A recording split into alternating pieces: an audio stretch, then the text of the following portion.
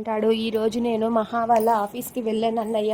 అక్కడ నా ఎంట్రీ చూసి అక్కడ వాళ్ళందరికీ కూడా గూస్ బంప్స్ వచ్చాయి. వాళ్ళందరూ కూడా చాలా భయపడిపోయారు. ఇక మహాని ఎవరైనా ఏమైనా అనాలంటే చాలా భయపడతారు. మహా నీకేం కాదులే అని చెప్పి చక్రి అంటూ ఉంటాడు. ఆ మాట వినగానే అక్కడ ఉన్న మాధవ, కన్నా, మహాలక్ష్మి వీళ్ళందరూ కూడా అలా వింటూ ఉంటారు.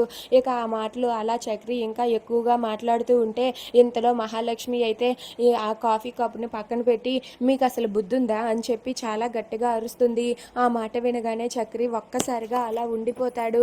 దాంతో మహాలక్ష్మి అయితే మీకు బుద్ధుంటే మీరు అలా ఆఫీస్కి వచ్చి మాట్లాడి ఉండరు. అసలు మీరు ఎందుకు అలా మాట్లాడారో నాకు అస్సలు అర్థం కావట్లేదు. నన్ను ఎవరైనా ఏమైనా అంటే నేను చూసుకుంటాను, అడగటానికి మీకెందుకు? అసలు మిమ్మల్ని రమ్మని నేను ఏమైనా చెప్పానా? మీరు వచ్చి అక్కడ ఓ పెద్ద ఓవరాక్షన్ చేశారు. మీకు రౌడీతనం చూపించాలని అనుకుంటే వెళ్ళి బజార్లో చూపించుకోండి. నా ఆఫీస్కి మాత్రం అస్సలు రావద్దు. ఇంకొకసారి నేనున్న చోటుకు వచ్చి మీరు ఇలా గొడవ చేశారంటే మర్యాదగా ఉండదు అని చెప్పి మహాలక్ష్మి చక్రికి వార్నింగ్ ఇస్తుంది.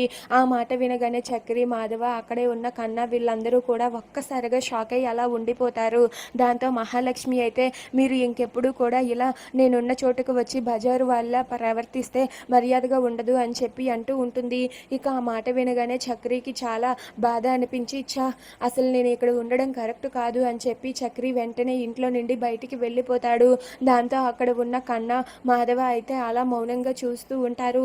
ఇక మహాలక్ష్మి అయితే చక్రి వెళ్తున్నా సరే ఆపకుండా అక్కడే మౌనంగా నిలబడి ఉంటుంది. ఇక చక్రి అయితే చాలా సీరియస్గా అక్కడి నుండి వెళ్ళిపోతాడు. ఇక మహాలక్ష్మి, మాధవ వీళ్ళందరూ కూడా అలా వాళ్ళ పనులు వాళ్ళు పూర్తి చేసుకొని అక్కడ వాళ్ళు అక్కడ నిద్రపోతూ ఉంటారు.